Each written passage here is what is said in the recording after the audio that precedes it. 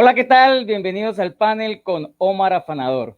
¿Cómo les ha ido? Hoy 24 de octubre del 2020, nuevamente con otro especial muy importante y otra temática que nos aborda y que nos une en este sábado de 11 a 12 del día con un tema verdaderamente interesante. La memoria histórica, ese rescate, esa reconstrucción, son unos términos que vamos aquí a dialogar un poco, vistos también desde la comunicación, porque pues, el panel con Omar Afanador es un proyecto de investigación que nace del Semillero Observatorio de Medios y de GECUL, Estudios Culturales del Programa de Comunicación Social de la Universidad de Investigación y Desarrollo UDI. Y por ende, pues hemos venido realizando durante la primera temporada en el primer semestre del año y esta segunda temporada, pues unos temas donde hemos traído invitados que nos han aclarado y nos han dado un panorama específico en temas de comunicación. Hoy vamos a contar con unos expertos, unas personas que manejan la temática y por supuesto pues vamos a darle la visión de esa situación disciplinaria que se está viviendo, no solo a raíz de esa firma de paz que hemos tenido durante los últimos 3 años, sino adicionalmente pues es un proceso que se viene realizando hace muchísimas décadas aquí en Colombia. Entonces, en ese panorama, vamos a empezar hoy con este tema. Un saludo muy especial a Edinson Piñeros, Radio Sutatensa, allá en Boyacá, en Sutatensa, quien es fiel seguidor del panel, y gracias a él por siempre estar en sintonía. A todas las personas que se conectan a esta hora en Bucaramanga, en Colombia y en el mundo, que son importantes para nuestro ejercicio disciplinario que hacemos a través de este programa periodístico con enfoque netamente de investigación. Bueno, vamos a empezar entonces a presentar. Ustedes están viendo que estoy acompañado hoy de damas que tienen toda la experticia, obviamente, para el ejercicio. Y algo muy importante, vamos a tener la experiencia también, nos va a contar una estudiante de comunicación social que tenemos invitada, que ha decidido desde su proyecto de pregrado trabajar esta temática. Y obviamente 2 de sus fuentes primarias las tenemos también aquí como invitadas. Entonces, vamos a darle el paso y la bienvenida a este momento, como lo es a Lorena Lascarro Camargo. Ella es psicóloga de la Universidad Nacional Abierta y a Distancia. Ha acompañado procesos de memoria, tiene una ponencia en el 8º Encuentro Internacional de Historia Oral y Memoria que se llevó a cabo en Bogotá, en la Universidad Javeriana el año pasado. Lo tituló, pues, con lo que trabajó tras los pasos de un líder. Lorena, bienvenida al panel. Muchas gracias por aceptar la invitación. Muchas gracias, profe, por la invitación y muchas gracias a las compañeras que están aquí presentes. No, para mí es un gusto participar de estos espacios, ya que son importantes en estos momentos, no aislarnos, sino estar pues más unidos que nunca. Claro que sí, Lorena. Y bueno, y esta es una forma de encontrarnos, como lo hablábamos ahora backstage, detrás de cámaras frente a este ejercicio. Entonces aquí vamos a hacer un diálogo muy interesante, ameno, frente a esta temática. Bueno, también tenemos como invitada a Diana Novoa. Bueno, aquí vamos a leer un poco sobre su perfil profesional, que es muy importante tenerlo en cuenta. Ella es historiadora egresada de la Universidad Industrial de Santander, con maestría en Historia y Memoria de la Universidad Nacional de La Plata en Argentina. Más de 8 años de experiencia en investigación social y docencia universitaria, donde se destacan proyectos financiados por Colciencias, ejecutados por la UIS, como coordinadora docente de talleres de formación en Derecho Internacional Humanitario, Memoria Histórica y competencias ciudadanas. Actualmente es investigadora de proyectos de derechos laborales y humanos en la CUT, aquí en Santander. Diana Nova, de verdad es un placer tenerla acá. Muchas gracias por aceptar la invitación. Hola, muchas gracias a todos por estar aquí y a ti, profe, por la invitación. No, con mucho gusto, porque enriquece el proceso del panel y de eso se trata, tener expertos que nos socialicen y nos actualicen y obviamente también nos cuenten sobre esta hoja de ruta que está sucediendo sobre estas temáticas tan importantes. Bueno, de igual forma tenemos a Diana Rojas. Hola Diana, ella es estudiante de Comunicación Social, 8º semestre de la Universidad de Investigación y Desarrollo. Forma parte del Semillero de Investigación de Estudios Culturales de la misma institución y también es periodista del programa de investigación de la Hora I, que se transmite por la emisora institucional de UDI Radio, udi.com. Hola Diana, bienvenida también al panel. Hola, profe, buenos días para usted, para Lorena y Diana. Verdad que para mí es un placer estar rodeada, como ya usted lo decía, de estas mujeres que De verdad son un ejemplo a seguir y yo me siento muy afortunada a todos nuestros oyentes por acompañarnos y a dar lo mejor de lo que hemos decidido de esta temática. Bueno, vamos a presentar a nuestro compañero profesional también que está invitado, entonces es importante que se vaya acomodando en este momento para irlo presentando, para que él esté aquí también. Es un profesional que, como lo hablábamos anteriormente, también tiene en su haber este tipo de profesión, o también lidera estos proyectos desde lo que tiene que ver con la memoria. Él nos acompaña gentilmente también acá, y él es Fernando León. Él es economista de la Universidad Industrial de Santander, en el área de investigación desarrollo humano, que tiene que ver mucho con los autores reconocidos Amartya Sen y Martha Nussbaum. Ha tenido algunas publicaciones en las cuales, pues obviamente también ha participado como ponente y trabaja muy de la mano también con lo que tiene que ver con Lorena en su proceso de investigación. Fernando, bienvenido, muchas gracias por aceptar la invitación al panel. Muy buenos días y un saludo a las compañeras y al profesor Omar. Muchas gracias por la invitación. No, la verdad para mí es un placer tenerlos acá y bueno, vamos a iniciar entonces nuestro panel. Obviamente un saludo muy especial a toda nuestra audiencia, como les vengo diciendo, para que obviamente estemos atentos a este gran programa. Las preguntas, inquietudes que ustedes tengan, las pueden hacer, recuérdenlo, a través del Facebook Like de Omar Afanador, Omar Alejandro Afanador Ortiz. Ahí estoy, en este momento estamos en vivo, para que todos ustedes, preguntas que tengan a estos grandes expositores, ustedes los puedan hacer. Vamos a empezar en materia. Diana, Lorena, Diana, Rojas y obviamente Fernando. Vamos a empezar con una pregunta que nos convoca el tema de hoy. Es la memoria, la reconstrucción o el rescate de esa memoria histórica que en un país como el de nosotros es necesaria. Y obviamente, ¿por qué la importancia también de la comunicación? Y vamos a empezar, yo creo que lo más importante es por Diana Novoa. Diana, a veces encontramos como digamos, como esos conceptos, reconstrucción de la memoria histórica. ¿Por qué ese término es el más adecuado para tocar este tipo de temáticas, o eso de qué depende de su experticia y de su experiencia profesional? Bueno, profe, no, realmente no se acostumbra a hablar de reconstrucción, o reconstrucción es un término que se cuestiona desde los ejercicios de memoria. Se habla más de construcción, o elaboración, o ejercicios de memoria, o trabajos de memoria. De hecho, un célebre libro de la autora Elizabeth Jelly se llama Los trabajos de la memoria, ¿sí? ¿Por qué esta discusión? Porque cuando uno habla de reconstrucción, es como si uno fuera y tomara pedazos y los uniera y volviera a armar algo que estaba, digamos, volverlo a poner en el lugar en el que estaba. Y realmente eso con la memoria nunca se puede hacer, porque la memoria está atravesada por el presente. Es decir, todos los ejercicios de memoria se hacen desde el presente y están mediados por el presente. Entonces, no se reconstruye, sino que se construye a partir del presente. Lo otro es que la memoria como ejercicio, pues por supuesto que está moldeado por los intereses, por las perspectivas de la persona que está enunciando esa memoria. Si, por ejemplo, es una memoria también colectiva, obedece a los intereses de ese colectivo.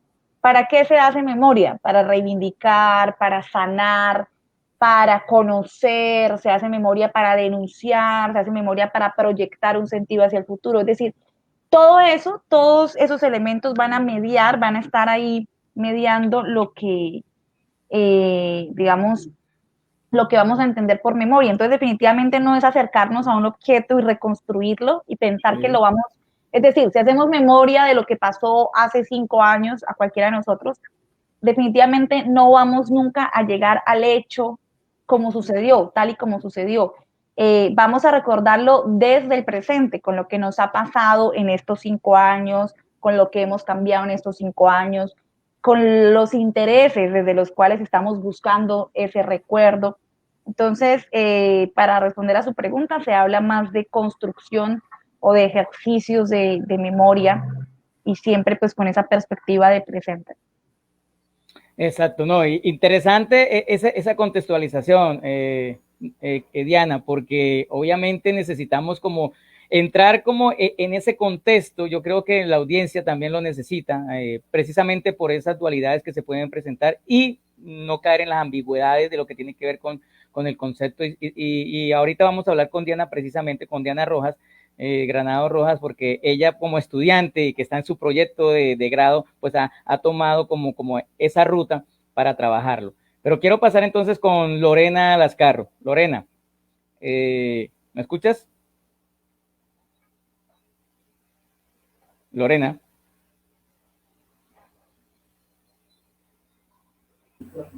Señor.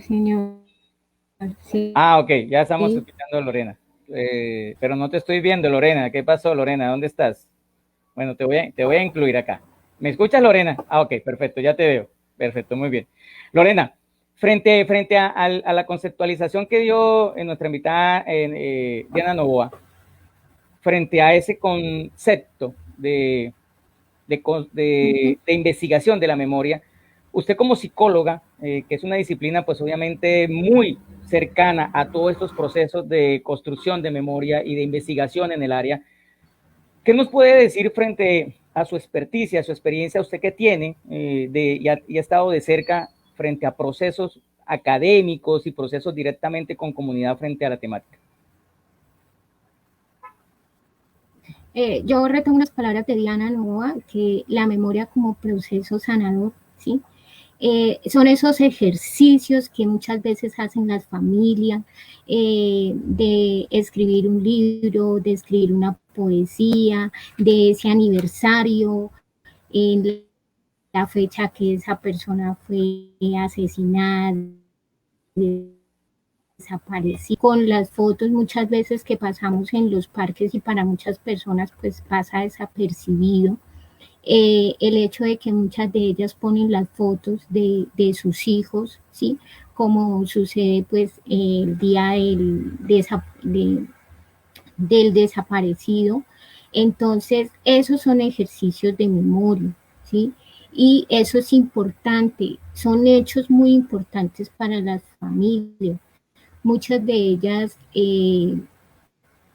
de un momento a otro, vivieron estos hechos y hay muchas preguntas que no tienen respuesta para ellas. Y estos ejercicios de memoria permiten que se haga como esa liberación. Siempre detrás de un hecho victimizante hay un ser querido pidiendo explicaciones y pidiendo respuestas. Entonces, por eso son importantes los ejercicios de memoria, ¿sí? En Colombia han habido muchos ejercicios de memoria, ¿sí? Muchos ejercicios de construir.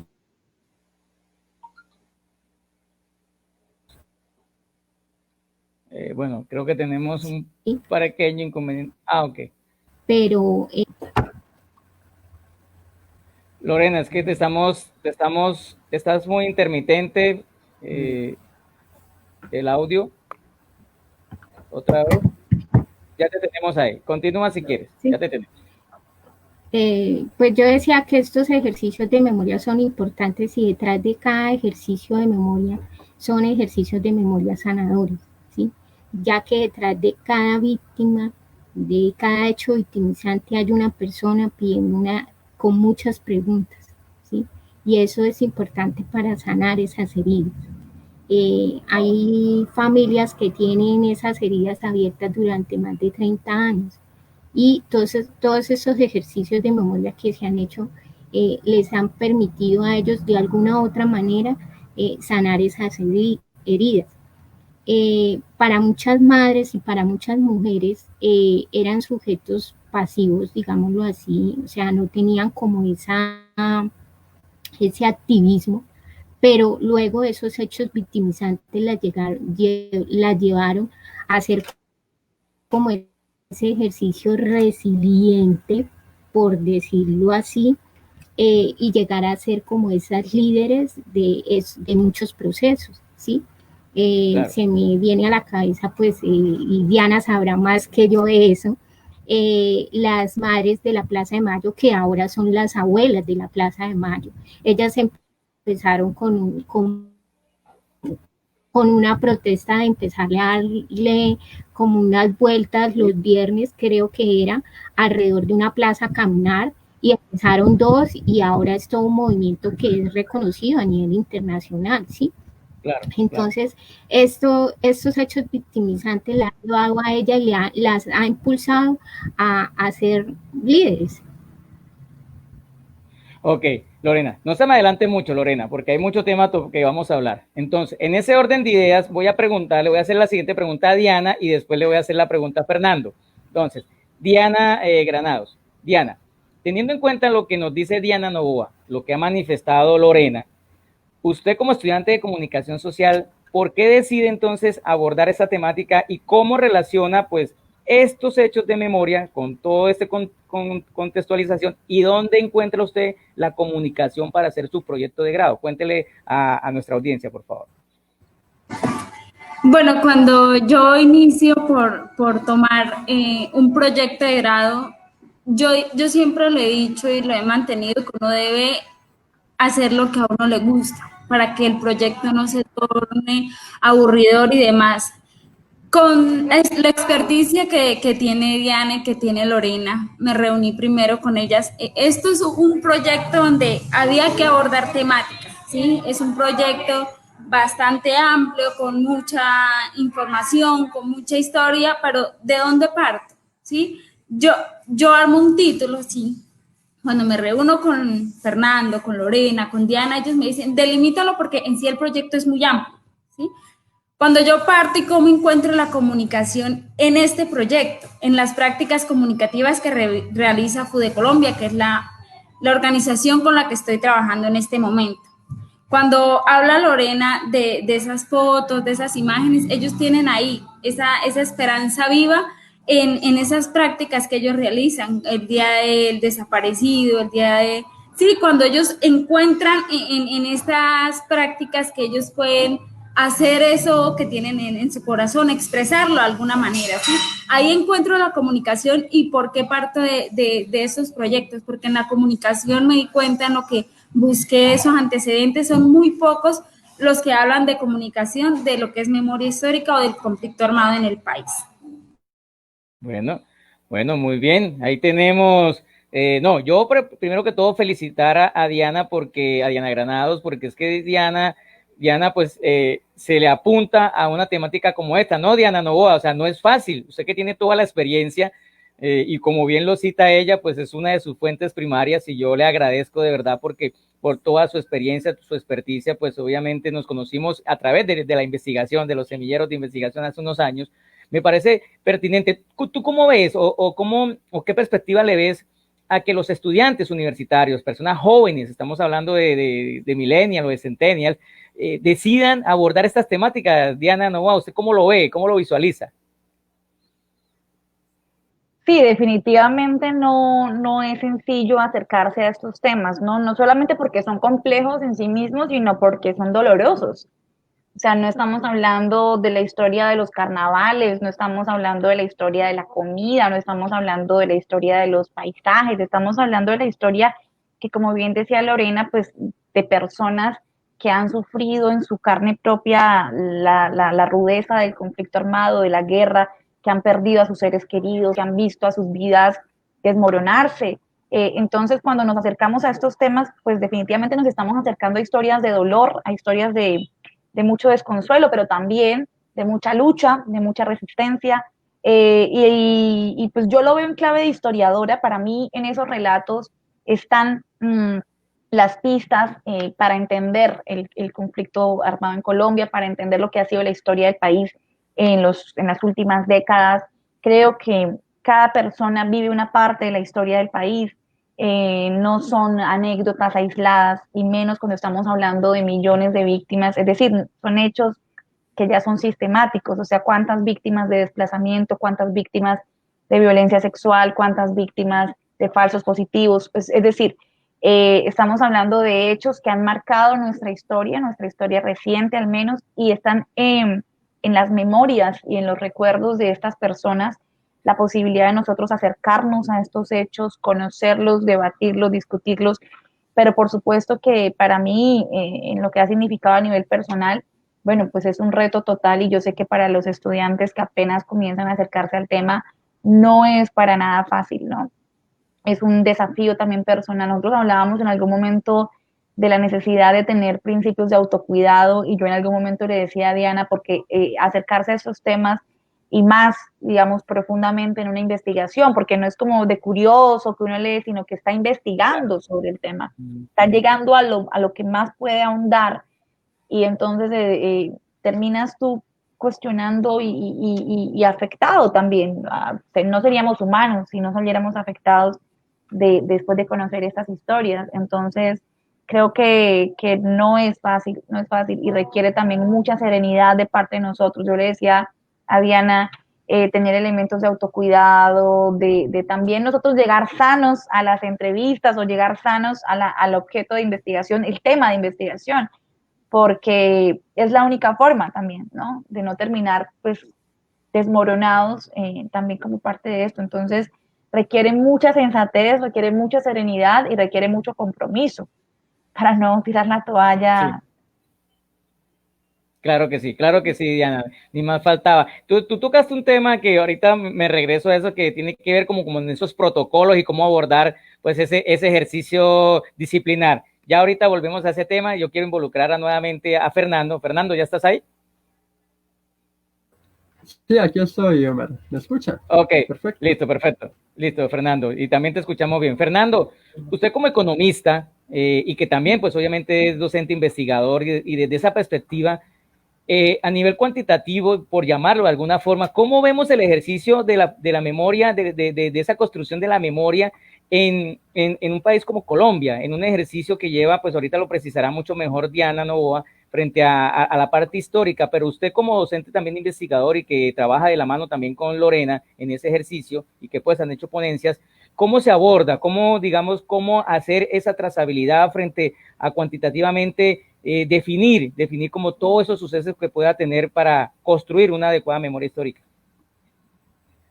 Bueno, pues Omar, digamos que la economía plantea algo, digamos, algo que es problemático, y es que, digamos, el paradigma económico invisibiliza las voces, ¿sí? Es decir, cuando se habla de memoria histórica, se habla de darle voces a los que no tienen voz, ¿sí? De hacer visible aquellas situaciones que obviamente han sido muy difíciles para millones, en el caso concreto de Colombia, pero el paradigma económico, digamos, no lo permite. Entonces, digamos, eso es algo que hay que tener en cuenta. Ahora bien, hay unas miradas heterodoxas, ¿sí?, de la economía que plantean precisamente ese debate, y es el de darle voz a las personas y a partir de ahí, digamos, darle como ese derecho a que lo que ellos cuentan, digamos, tenga validez. Entonces, digamos que, pues, en términos cuantitativos, digamos que hay ese problema, porque no es solamente contar cuántas son las víctimas, ¿sí? Entonces, aquí la mirada que se plantea y que es precisamente el ejercicio que yo vengo realizando es una mirada con un enfoque de desarrollo humano. Es una mirada donde se tenga en cuenta lo que es precisamente conceptos que para la economía son problemáticos, como la justicia social, ¿sí? Que, digamos, de alguna u otra forma, cuando uno escucha hablar a un ministro, ¿sí?, de Hacienda, a un ministro incluso de Defensa, digamos que actualmente pues hay un gran debate ahí, pues uno se da de cuenta de que precisamente las víctimas, digamos, tratan de invisibilizar esas voces, ¿sí? Entonces, sí, claro. De ahí, digamos, que la importancia de que y me adelanto quizás un poco, pero es muy importante que la academia y que las facultades de ciencias económicas particularmente tomen una postura más hacia el lado humano. O sea, que miremos, por ejemplo, el desarrollo de un país no en términos del Producto Interno Bruto, en términos de un ingreso per cápita, sino que lo miremos desde una perspectiva más holística y desde una perspectiva más concreta en la realidad propia de las dinámicas sociales de un país en particular. Entonces, digamos, esa es, digamos, mi primera apreciación y nuevamente digo que es importante dejar de un lado ese modelo y ese enfoque cuantitativo, claro. ¿sí? Y acercarnos más, digamos, a un enfoque más histórico, ¿cierto? Que digamos, de alguna u otra forma es lo que se necesita. Ok, muy bien, Fernando. Muy bien por esa radiografía que haces frente a esa temática, porque es válido conocer los puntos de vista y por eso, pues obviamente usted está acá como invitado para que nos vaya también precisando esta información. Diana Novoa, usted tuvo la ventaja o la fortuna, digamos, me imagino que eso también tiene que ser, va por el proyecto de vida y lo que usted tiene planteado dentro de su formación. Se fue a Argentina a estudiar la maestría de historia y obviamente como en el mismo énfasis. Sabemos que el Cono Sur tiene también esos inconvenientes, o lo ha tenido a través de la historia, ¿no? La dictadura en Argentina, las dictaduras en Chile, uruguayas, bueno, todas estas situaciones y otros temas que pueden generar toda esa particularidad. Podemos hablar entonces desde cuándo, Diana, podemos estar contextualizando ese hecho de comenzar a investigar sobre la memoria, sobre la memoria aquí en Sudamérica, y por qué toma tanto auge, digamos, en los últimos 30, 20 años, hacer estudios de esto netamente que partan desde investigaciones, no solo de investigadores idóneos, sino que también otras personas comiencen a interesarse en construir esa memoria.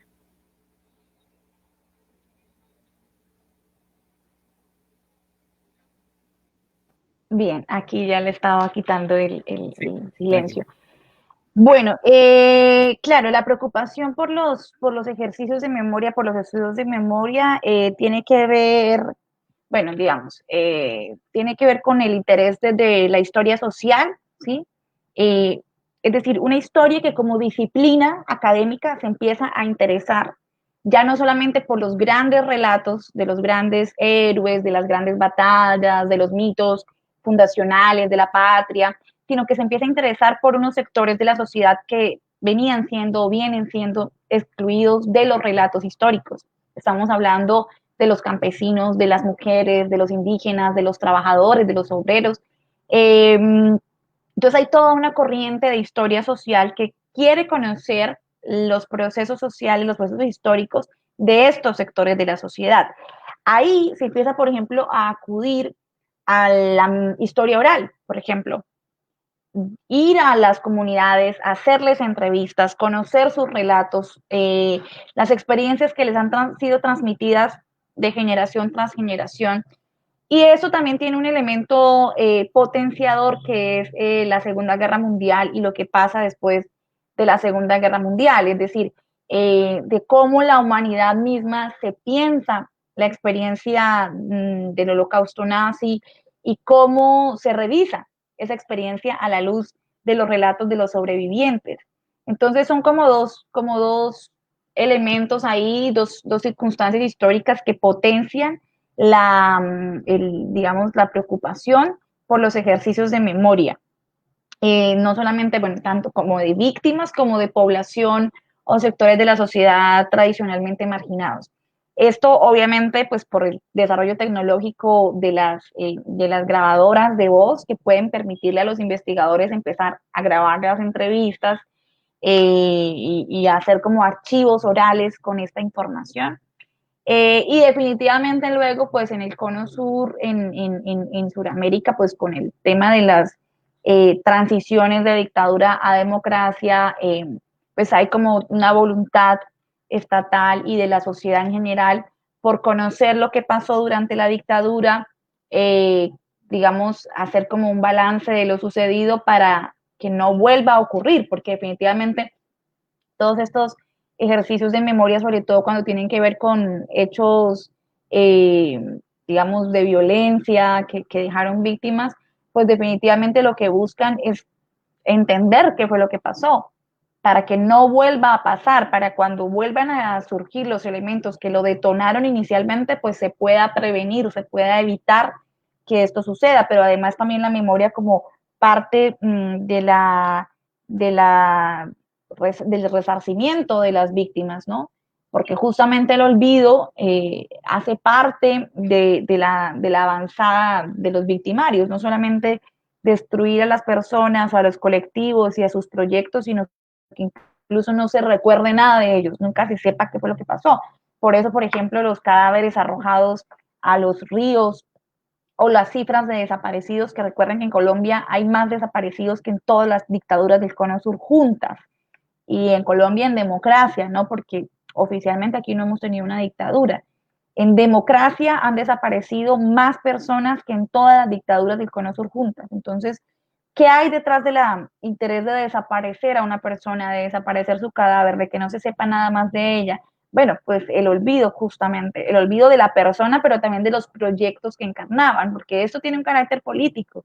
Hay muchas personas que en el marco del conflicto fueron victimizadas, asesinadas, desplazadas, desaparecidas, porque encarnaban luchas de resistencia o de reivindicación de sus comunidades. Entonces, bien, debemos entender entonces que la lucha por la memoria es una lucha también por la justicia, eso lo decía Lorena hace un momento, y que en los procesos de transición de dictadura a periodos democráticos, pues se intenta como acudir a la memoria para que explique qué fue lo que pasó, para dar voz a las víctimas que durante la dictadura pues fueron silenciadas, fueron, bueno, marginadas. Claro. Es como un poco así como el recorrido que hay sobre eso. No, yo la escucho a usted hablar y me imagino que así está la audiencia con esa propiedad, Diana, y uno se imagina grandes proyectos de investigación. O sea, yo me imagino y comienza mi mente a imaginarse cómo estará Diana Granados con su proyecto de investigación, que me imagino que escuchándola dirá, no, yo quisiera hacer algo tan macro, pero me toca segmentar mucho. Me imagino que Lorena y Fernando dirán lo mismo. Antes de darle paso nuevamente a Lorena, voy a leer, ya hay comentarios en nuestra red social, entonces para que por favor le pongamos atención porque están muy interesantes. Entonces nos dan unos saludos, muchas gracias por la sintonía. El comunicador social y magíster en comunicación, Daniel Sandoval, dice que estos espacios son de mucho interés y hacen falta en estos ejercicios académicos a través de esta situación de pandemia. Muchas gracias, Daniel, por la sintonía, de verdad, un gusto saludarlo. Tertulia Literaria Fortulé, nuevamente a don Álvaro, muchas gracias por la sintonía desde Fortul, Arauca, y él hace la siguiente, como el siguiente aporte, me voy a remitir a leerlo. Dice lo siguiente: Fortulé realiza un trabajo de memoria histórica con niñas, niños, adolescentes y jóvenes en el departamento de Arauca, a través de narrativas alternativas que permiten crear nuevos imaginarios colectivos en la superación del uso tradicional de la violencia en la solución de conflictividades. Para esta población no basta el aporte de un relato histórico de lo sucedido en medio del conflicto armado. Se hacen necesarios ejercicios creativos para que la construcción y acceso a la verdad y a la memoria, que sean plataformas participativas enfocadas en la proyección del futuro de los planes de vida dentro de una comunidad en paz y en el marco efectivo de la vigencia del Estado Social de Derecho. Es un aporte que nos da don Álvaro desde Fortul, Arauca. De verdad, pues yo creo que con lo que él ha manifestado ahí, y lo viene haciendo hace 11 años, Diana, Lorena, en un ejercicio muy, muy emotivo, muy conmovedor que también él realiza, no solo en Arauca, él lo ha hecho también en el departamento de Santander y creo que en algunas partes de Boyacá con su ejercicio desinteresado con su esposa, que también le mando un saludo a ella y obviamente, pues gracias por estar en sintonía. Lorena, nuevamente te vemos. Tú hablabas ahora de muchos elementos, muchas características, inclusive hablando metodológicamente, inclusive categorías de análisis que hablabas ahí para ir implementando, y ahorita después de usted le doy paso a Diana Granados para que nos involucre un poquito en su proyecto de grado también un poco más. Usted hablaba de una fecha muy importante, lo que sucedió en Barrancabermeja como un 16 de mayo. Desde su experticia o de lo que usted pueda conocer, ¿Qué tan importante es esa fecha para la sociedad, como lo dice don Álvaro, social de derecho en Colombia? ¿Qué tan marcado significa esa fecha? Más allá de la fecha, sino de la acción que puede haber sucedido ahí después de tanto tiempo que ha pasado y todo lo que se conmemora anualmente, para que nuestras audiencias pues también sepan que no podemos dejar de pasar unas fechas simplemente porque se conmemore anualmente. Yomar, me dio en el corazón. Bueno, el 16 de mayo del año 2000, de 1998, fue dicho pues por las personas que yo he entrevistado y he podido hablar con ellas, se partió la historia de Barranca Bermeja, no solo de un barrio, sino de la ciudad de Barranca Bermeja, del departamento, del país, en dos. Ese 16 de mayo que se celebra el Día de las Madres en una comunidad que de escasos recursos buscaba dinero para era una actividad, un bazar, y buscaban dinero para tener recursos para comprar un instrumento musical. Ese fue el día que entran un grupo de paramilitares a esa comunidad en cabeza de Camilo Morantes y posteriormente pues el panadero.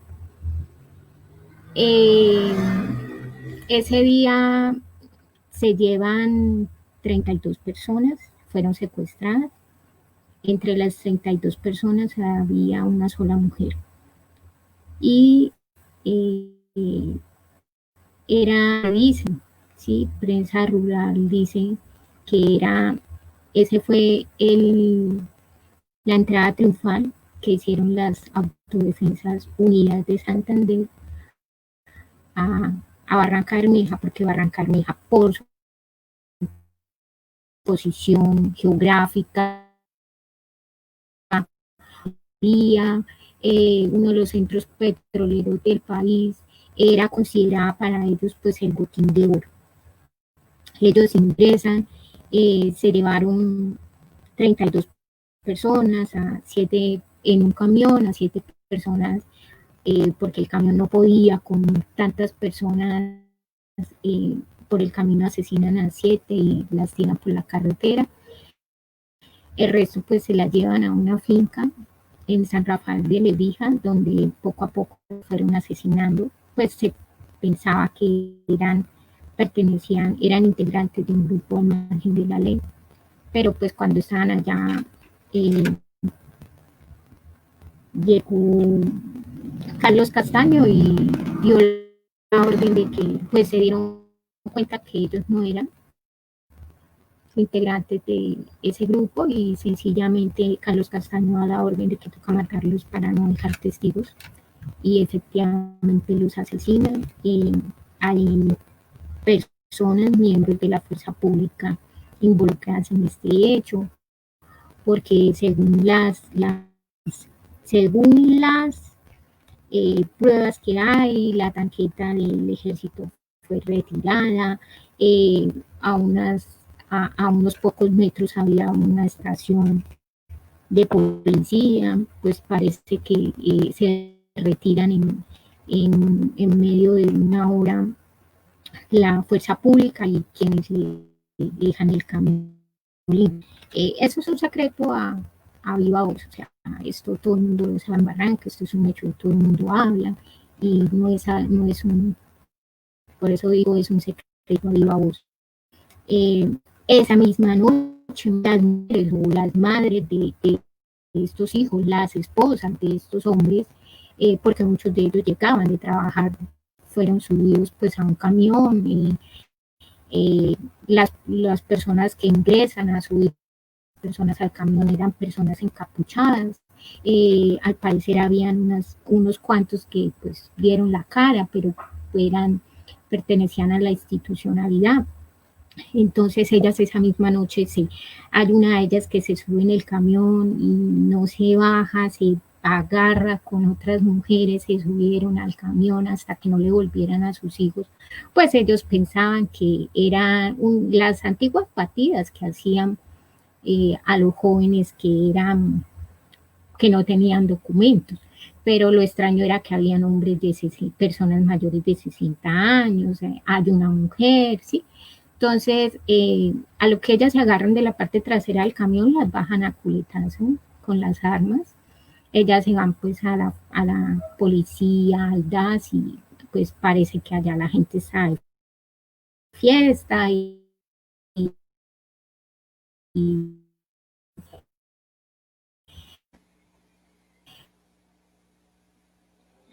bueno, creo que tenemos problemas con esta gente.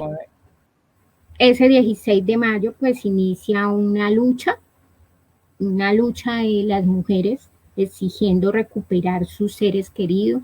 Esto fue un evento que parte de la historia de Barranca Bermeja, porque el presidente de Ecopetrol, del abuso que había en ese tiempo a manera de presión, por primera vez cierra la llave del combustible a manera de presionar al gobierno para que voltearan la mirada a lo que estaba sucediendo en Barranca Bermeja. Efectivamente, pues el presidente va, pero las personas que fueron secuestradas no fueron devueltas a sus familias vivas. Hoy en día, de esas 27 personas, se han entregado 7 cuerpos, se buscan otros 20 cuerpos, muchos familiares de esas víctimas han sido asesinados, muchos han tenido que irse del país, otros han tenido que estar con esquema de seguridad por su salud, por su integridad física, y en esa búsqueda de esa verdad, de esa realidad. Ok, muy bien. Que les cuente esa historia. ¿Qué pasó con sus seres queridos? Lorena, bien, Lorena. Muy bien, y la verdad es impactante lo que tú narras. Obviamente hemos visto, hemos leído, inclusive, pues obviamente han habido documentales y todas esas, digamos, posibilidades para ver esto. Yo quisiera preguntarle a Diana Novoa, escuchando a Lorena, esa narrativa tan impresionante, esa descripción, que la verdad uno la escucha y uno se hace las imágenes. Eso parece de estar escuchando y viendo un documental al mismo tiempo en nuestra mente. Diana, una pregunta. ¿Cómo plasmar eso que nos está contando Lorena con las personas que han sido víctimas como tal y plasmarlo en una investigación? O sea, ¿cuál es como esa hoja de ruta?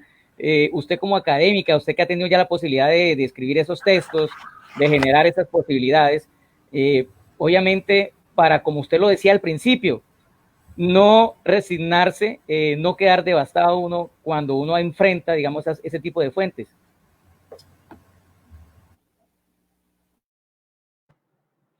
Bueno, a mí me parece que hay algo fundamental, es el contexto histórico, ¿sí?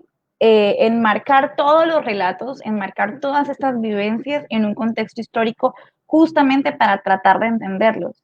Eso es fundamental, y esa es una labor, por ejemplo, de los historiadores o de los investigadores que trabajen con memoria. Tratar de ubicar estos relatos en un contexto histórico y a partir de ahí analizarlos.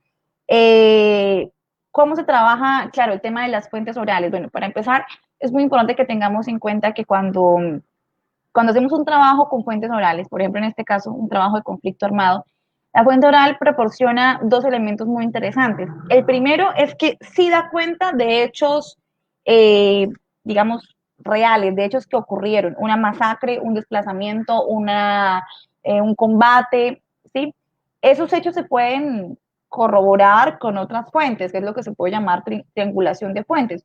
Pero además de la narración de hechos, digamos, que nos permitan rastrear hechos, también está el elemento narrativo, que es ahí como muy potencial de la historia oral, que es entender ese relato en sí mismo, ¿no? Porque las personas hablan de esto y no de aquello, los silencios, los olvidos, los énfasis. Entonces es como muy interesante porque además la historia oral también permite ver cómo las personas construyen el recuerdo de lo que les pasó, y eso es objeto de estudio para los historiadores. los hechos, cómo son relatados, en el marco de de sensaciones, lo que se calla, ¿no? También. Es muy interesante ver eso. Entonces, en el marco de una investigación, pues lo que uno hace es eso, ubicar los relatos en un contexto histórico de lo que estaba sucediendo, tratar de encontrar aquí los hechos que puedan ser rastreables, pero al mismo tiempo dar lugar pues a lo que emerge en términos narrativos, ¿no? Lo que digo, digamos, las palabras que las personas usan, la forma como describe lo que sucedió, porque todo eso nos permite acceder como a las subjetividades, que también es muy interesante la forma como la gente ve los hechos a la luz de la experiencia presente, es decir, seguramente que si tú hablaras con alguien 2 días después de lo que pasó y le haces una entrevista, y luego le haces una entrevista a esa misma persona 10 años después de lo que pasó, con toda seguridad habrá cambios, a pesar de que lo que pasó, pues pasó ya, quedó, no cambió, pero la forma como se recuerda, pues está mediada por la misma experiencia de vida, y tú no vas a ir al recuerdo con las mismas preguntas un día después a 10 años después. Depende mucho de lo que ha pasado en ese tiempo, de lo que tú misma como persona has cambiado. Yo quiero que tengamos presente algo ahí, y es que cuando se habla de memoria, necesariamente se habla también de silencios y de olvidos. Es dialéctica la relación. La gente tiene derecho a decidir no contar algo, no narrarlo.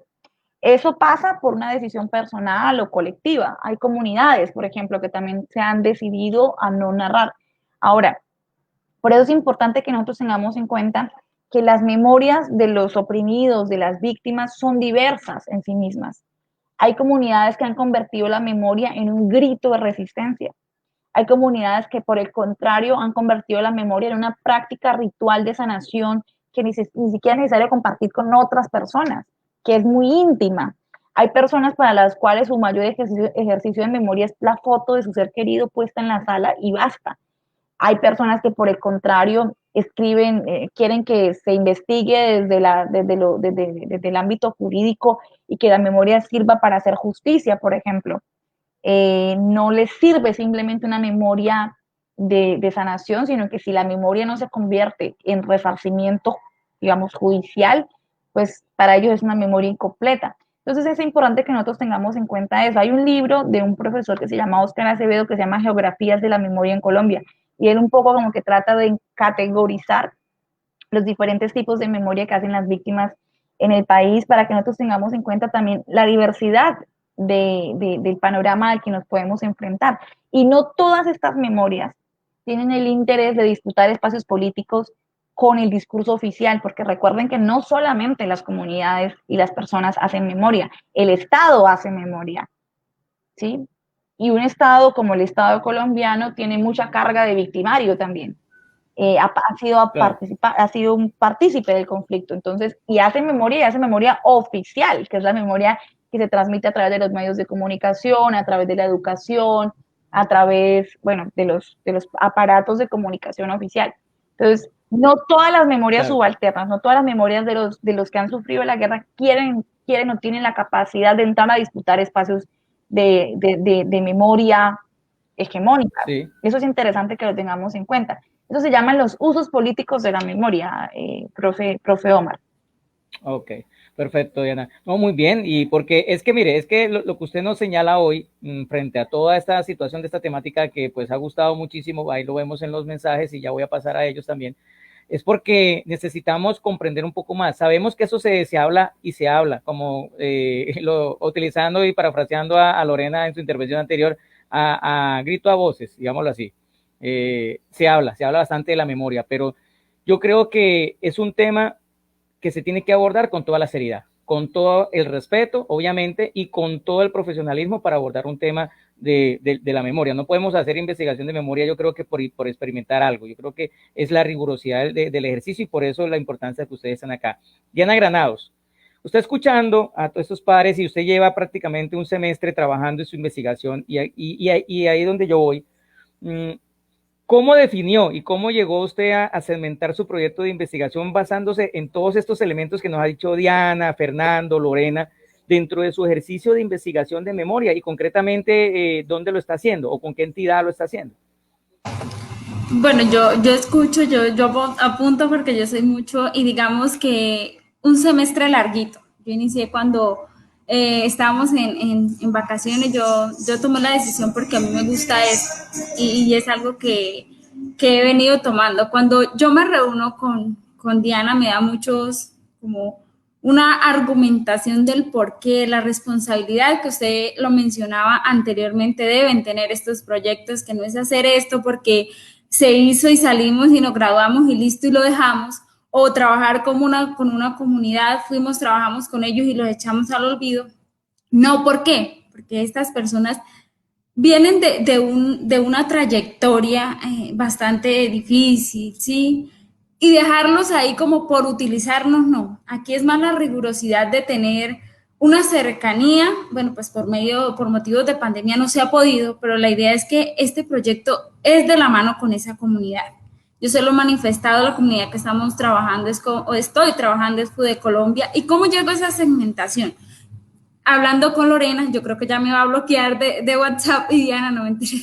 Ellos me dicen, Diana, tienes un tema amplio. Fernando me dijo, ¿por qué no lo segmentas si trabajas con mujeres víctimas de esa desaparición forzada? Porque si dejamos un campo como lo tienes, yo estaba hablando de Santander, dijo, te vas a llevar todo el año, todos los años y no vas a alcanzar. Y la rigurosidad de la universidad es que no se puede pasar de 50 páginas el proyecto. Dijo, te vas a quedar corta en información, va a quedar un proyecto no tan nutrido como lo quieres, segmenta eso, ¿sí? Aquí hay que escuchar las voces de las experiencias.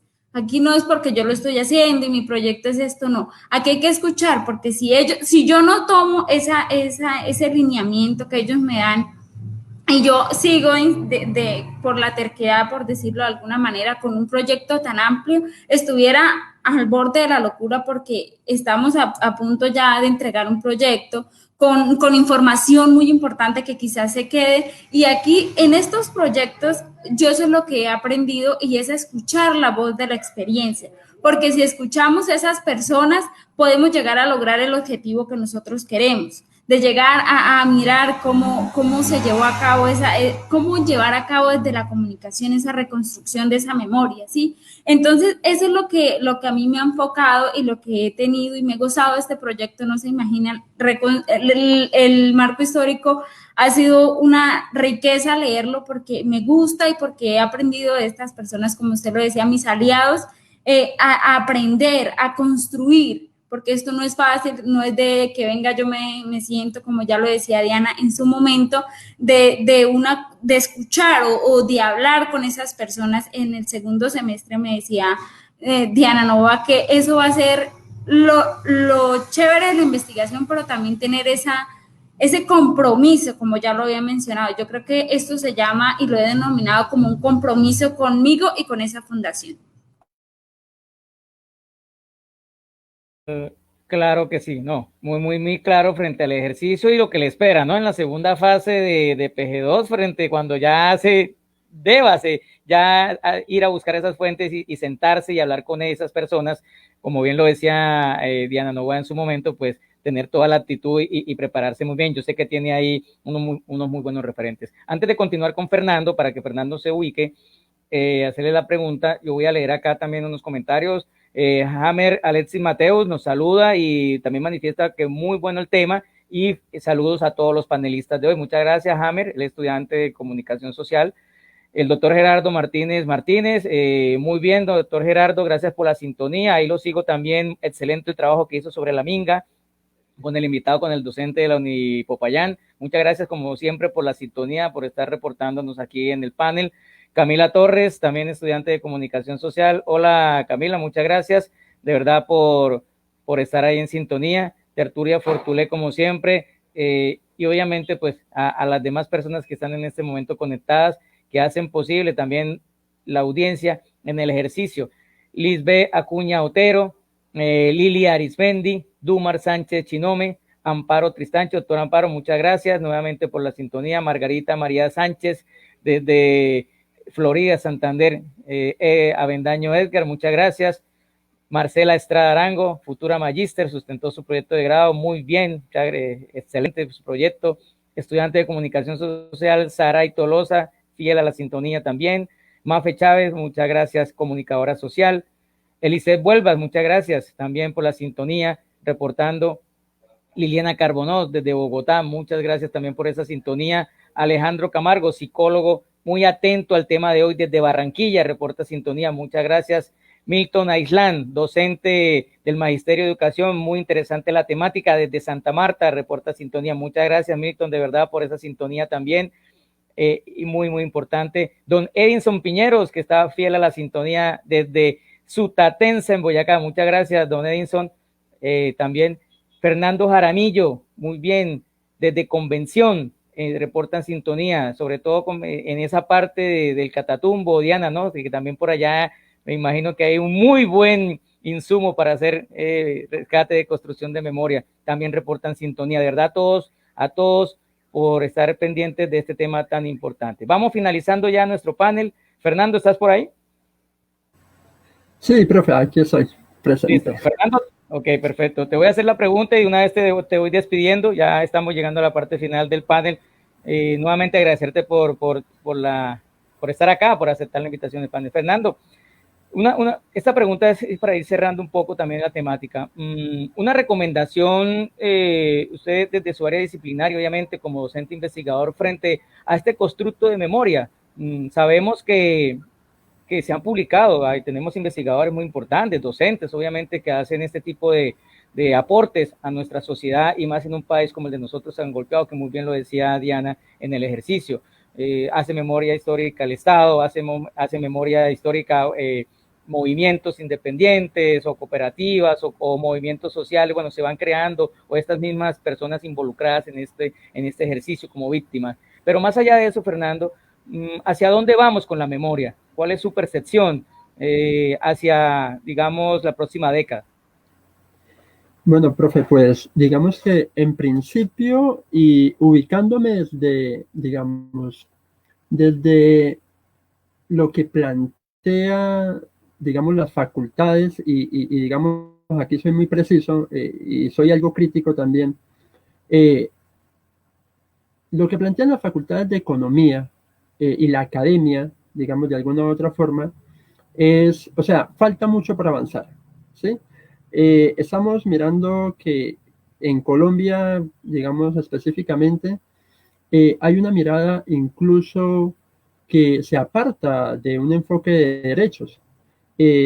Hay, por ejemplo, una sentencia muy importante que yo invitaría a las personas que nos escuchan y que les llama la atención, digamos, estos temas, es una sentencia que se llama la sentencia T0, es la sentencia T025 del 2004, que es de actos inconstitucionales. Es una sentencia, digamos, una jurisprudencia que, digamos, muestra la importancia de esas voces, la importancia de ver digamos, a las personas y en particular obviamente a las víctimas como sujetos de derechos. Sin embargo, la mirada economicista es simplemente a resarcir, digamos, de alguna u otra forma, como su problema, el tema de víctimas en términos económicos.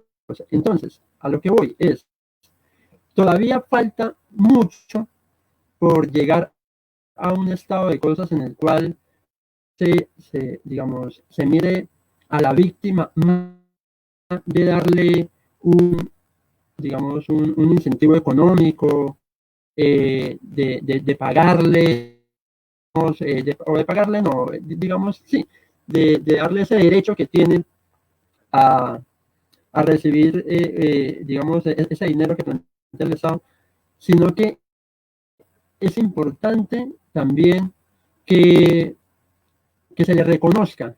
Y en ese sentido, digamos, el Estado colombiano, digamos, difícilmente yo veo que lleguemos hacia allá. Sí, pero no es un tema simplemente del Estado, es un tema también de la sociedad. O sea, aquí falta bastante para que lleguemos a tener una sociedad que como decía el padre de la economía, Adam Smith, simpatice, ¿sí?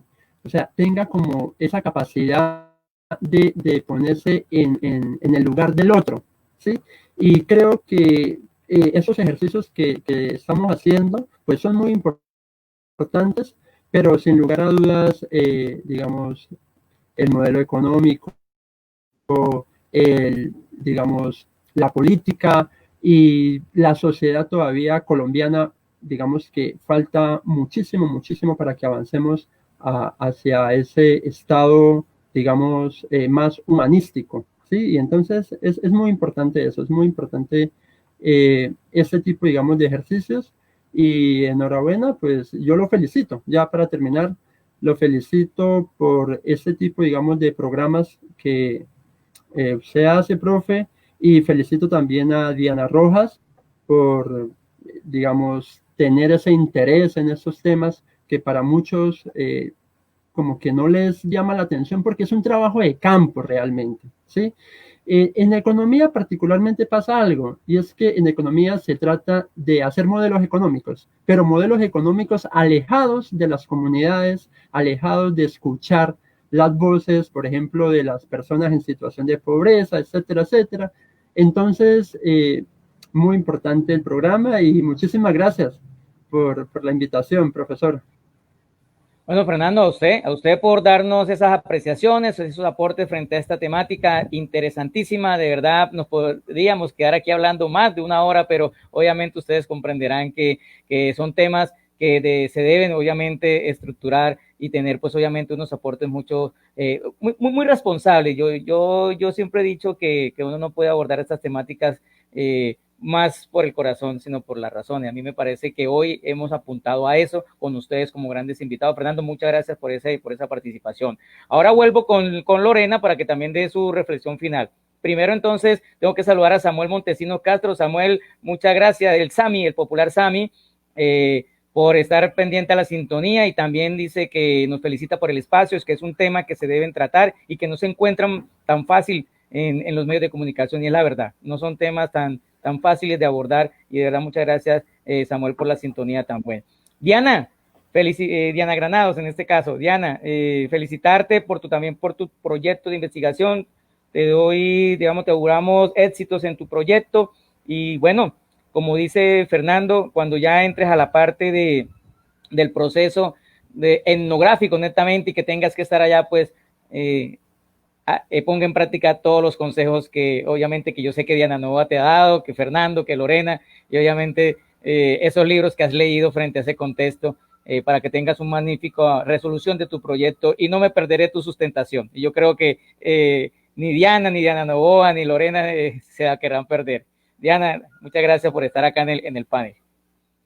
Profe, muchas gracias a usted por la invitación, y pues hay algo que tengo que resaltar aquí, es que yo creo que el proyecto en su momento, cuando ya lo entregue, se lo haré llegar tanto a Lorena como a Diana, porque todos esos aportes que ellas me dieron, ahí están en ese documento, porque como yo lo decía, ellas son mis fuentes primarias, ellas son las personas que saben del tema. Yo aquí soy un aprendiz simplemente, y no, de verdad que la sustentación, profesor, sí entraríamos ahí a debatirlo, porque yo sé que Diana y Lorena, ojalá la universidad me lo permita, de poder tenerlas ahí, porque sería para mí un honor de verdad entregarles un proyecto que construimos. Digo construimos porque a ellas debo esa historia, o cómo llegar a abordar este tema que a mí me apasiona, y de verdad que a ellas gracias, lo tengo que decir aquí, porque ellas han sido ese motor que me ha impulsado, porque escucharlas,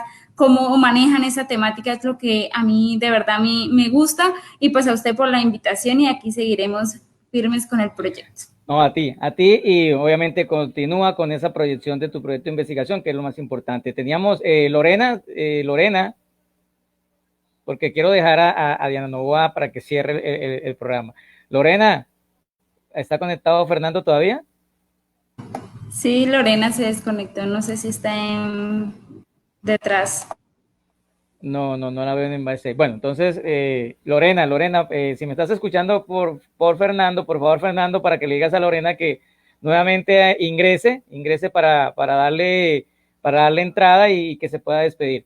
Bueno, Diana Novoa, de verdad agradecerte por el espacio, por el tiempo que nos ha dado y nos has ilustrado frente a estas temáticas, recomendaciones y una pregunta que también le tengo que hacer a usted. ¿Hacia dónde vamos con esto de la memoria histórica en Colombia? ¿Cuál es como esa hoja de ruta en lo que nos espera próximamente en esta década que va a empezar ya en 2 meses? Ya vamos para el 2021 y esos próximos 10 años desde la construcción acá en nuestro país. ¿Qué piensa usted? Bueno, profe, muchas gracias a usted por haberme invitado. Yo pienso que nos espera mucho trabajo. Pienso que nos espera mucho trabajo porque definitivamente no son fáciles las condiciones para hacer memoria en un país donde además no solamente se sigue el conflicto, ¿no? Porque tenemos que saber que no estamos hablando de un pasado lejano, sino que estamos hablando de nuestro presente. En la actualidad sigue habiendo víctimas de todos los hechos victimizantes y sigue habiendo una extrema necesidad por explicar esa situación, porque además estos ejercicios de memoria se convierten en insumo para las luchas de estas comunidades y de estas personas por lograr mejores condiciones de vida, por lograr justicia, por conocer al menos lo que decía Lorena, qué fue lo que pasó, cuáles fueron las razones de lo que pasó. Así que me parece que es muy importante que desde la academia nosotros estemos acompañando estas iniciativas, es decir, la gente en Colombia ha hecho memoria siempre y lo va a seguir haciendo independientemente de que hayamos académicos o personas que queramos investigar sobre el tema, pero que nosotros estemos ahí investigando, acompañando, permitiendo a través de nuestras disciplinas conocer y nutrir los ejercicios de memoria, me parece que es muy importante. Tendremos que dar batallas en todos los niveles para que estos relatos se conozcan, se escuchen, para que las personas que han sido víctimas del conflicto tengan un lugar en la narrativa oficial del mismo, el tema del Museo de la Memoria, el tema del Archivo Nacional de Derechos Humanos, el tema del Centro Nacional de Memoria Histórica, que ustedes saben que ha sido objeto de mucha polémica desde el nuevo director, por las medidas que ha tomado. Entonces ustedes, mejor dicho, no es un terreno diáfano, por el contrario, es muy convulsionado, pero creo que siempre lo que nos va a permitir tener una posición clara es saber que nosotros estamos de parte de las personas que han sufrido la guerra, que han sufrido el conflicto, que son las víctimas, las que lo han padecido, y nosotros tenemos que estar ahí escuchando y aportando lo que podamos desde nuestras disciplinas para saber qué fue lo que pasó, para conocer, para denunciar y para que esta memoria se convierta ojalá en un insumo, como decía hace un momento, de conciencia y de lucha de lo que pasó para que ojalá no vuelva a ocurrir nunca más. Claro que sí, Diana. Muchas gracias por esa reflexión final que me parece muy acertada frente a la temática que hoy nos abordó. No, ya tenemos a Lorena nuevamente. ¿Lorena? Sí. Ok. Bueno, Lorena, usted escuchó a Diana, ya escuchó a Diana también, a Diana Novoa, a Diana Granados, a Fernando. Quería agradecerte también por tu participación. Mire, Lorena, con usted podríamos hacer un solo programa, con Diana Novoa también podríamos hacer un solo programa, con Fernando podríamos hacer un solo programa. Yo quiero pedirle, Lorena, que también haga un llamado como a la sociedad, ¿no? A las personas que nos están viendo en este momento y que después nosotros tenemos una amplia y tenemos una acogida muy interesante en las reproducciones posteriores a la emisión en vivo. Los programas alcanzan inclusive más de 3,000 reproducciones. Entonces hay muchas personas que van a estar interesadas en verlo. Igual no se les olvide que pueden encontrar todas estas entrevistas que hemos realizado en YouTube, en mi canal, en el canal de Omar Afanador. Ahí pueden buscar el panel con Omar Afanador en mi canal de YouTube y ahí las pueden encontrar, pueden verlas otra vez. Estoy sorprendido de las reproducciones que tienen, la verdad. Yo este ejercicio lo hago más por académico que soy, que por cualquier otra cosa, pero estoy sorprendido de cómo muchas personas están interesadas en lo que estamos haciendo y me parece pues un factor importante. Entonces, Lorena, como recomendaciones y no sé qué más quieras decirles a nuestra audiencia desde tu perspectiva como psicóloga que eres y que vi tu formación en este ejercicio. Creo que se cayó la señal de Lorena para su despedida. ¿Lorena? Sí, creo que se cayó la señal de Lorena en ese momento. Bueno, de verdad agradecerle a todos ustedes nuevamente por la participación. Voy a terminar con esta frase, Diana y Diana, que están ahí, Fernando, que de pronto está también ahí conectado, de Tertulia Literaria Fortulera Arauca. Miren lo que han escrito. Conocer la verdad dentro de los acontecimientos de la violencia en el país representada por las víctimas no solo es el poder conocer los móviles y perpetradores, sino que también supone una sanación interior. Es con la frase que quiero terminar. Yo creo que puede ser una gran conclusión también, obviamente dentro del ejercicio que se está realizando, y la verdad, agradecerles a todos por la sintonía. Muchas gracias, Diana Granado, Diana Novoa, Fernando León y Lorena Lascarro. Ya toda la audiencia del panel con Omar Afanador, nos vemos la próxima semana con otro tema de interés que nos atrapará, así como hoy nos ha atrapado y nos ha puesto nostálgicos con esa narración. Quedé muy impactado con la narración y con la descripción de Lorena en su momento sobre esa fecha. Yo sé que, como ella dijo, que le di en el corazón, pero son situaciones que, como bien lo planteaba también Diana Novoa, se deben afrontar y tiene que uno prepararse para eso. Muchas gracias, amable audiencia. Nos vemos la próxima semana con más del panel con Omar Afanador. Muchas gracias. Adiós.